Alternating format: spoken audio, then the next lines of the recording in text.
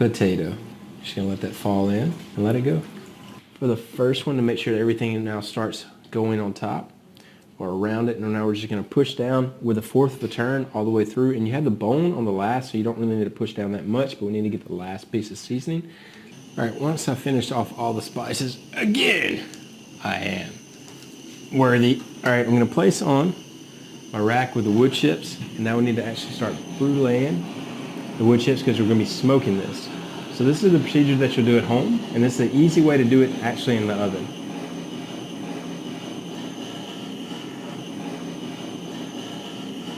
So once I get about half of them actually a little bit blackened, then I'm gonna lay down the piece of meat, and then I'm just gonna put aluminum foil over it, go right back in the oven. All right, so I'm gonna let that smoke. While that's going on, not quite done with this recipe yet. With those potatoes, I'm gonna place this here because I already have something already started for you. So I'm gonna take the top off, and then I already did a little melon baller to now take out the insides, as you can see here. Now what makes a potato great? Well, I like a little spice with mine, and I'm gonna be doing a double baked potato. But let's see if you've ever seen this before. So you're gonna take the mashed potatoes that I used earlier from taking off the other potatoes, and you're just gonna now pipette this around the jalapeno. Think about it like that, an ice cream sundae, but think about a potato sundae with the leftover mashed potatoes. So this will be the first ever jalapeno popper, double baked, double fried baked potato. Not quite finished with this guy. So here's something cool. Never seen this before either. And you know, you'll push the potatoes around.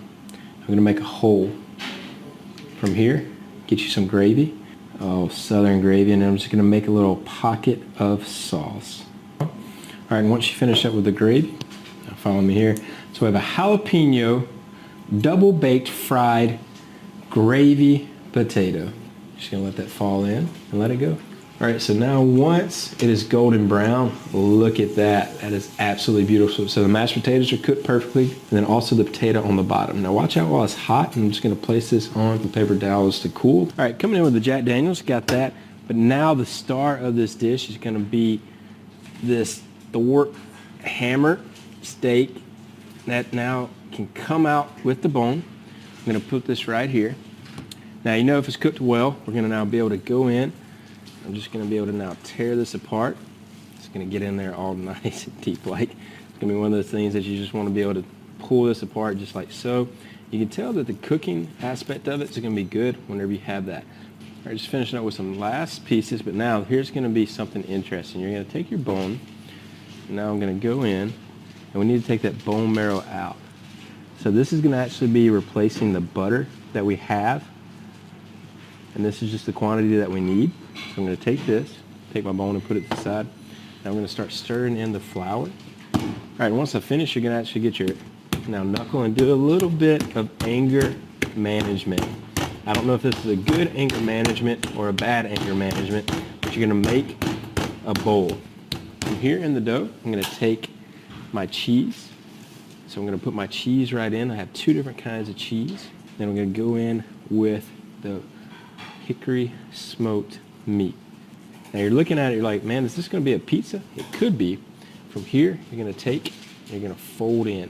So I'm just going to hold one hand and go from the other. And this is something, again, that you can do at home very, very easily. Here, connect the dots, make it into a ball. And there I have my dough formed with everything in. You're going to take a knife, and you're just going to now slide into the top. Barely cut into it, because now you don't want it to tear. But we're just going to make an incision of an X, because X marks the spot of true quality. I'm just going to now open this up. Going to go right in with my garlic, pour this in. And these garlic cloves are going to roast during the cooking process. And then I have some caramelized onions to marinate that meat just that much more with the sugar. Once I'm finished up, now here's going to be the big thing. You're going to take your bone, and you're going to now push down in a little spirally action, just like so, to the bottom. And I'm not quite done yet. I'm going to pour this into halfway, and then from here, going right into a preheated oven to cook till golden brown. All right, we're going to go in that preheated oven, and again, I'm going to cook that till golden brown. It's going to be delicious. My potato sundaes, okay, they look like a potato sundae, but they're going to be warm, they're not going to be cold. And I'm going to start off with a little bit of paprika, is add a little bit of color to it.